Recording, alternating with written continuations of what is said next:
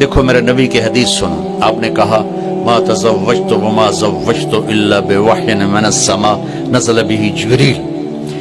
देखो लोगों, मैंने शादियां की और बेटियों की शादियां की, पहले अल्लाह की वही आई, फिर मैंने कदम उठाया। हज़रत फातिमा रज़ियल्लाहु तआला अन्हा का रिश्ता मांगने आए अबू बकर, आपने इनकार कर दिया। हज़रत उमर रिश्ता मांगने आए, आपने इनकार कर दिया।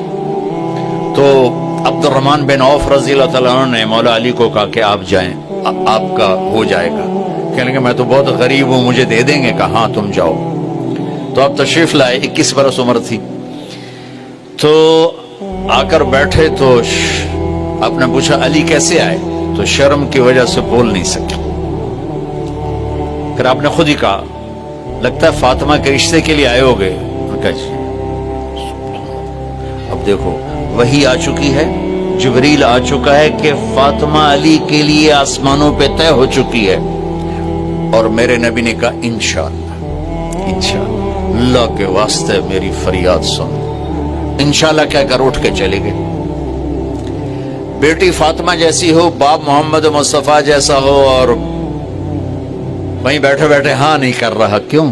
और जिब्रील आया बैठा जी इत्थे ही करना है, सबक देना था। तो आप घर गए, बेटी को बुलाया कि बेटी फातिमा अली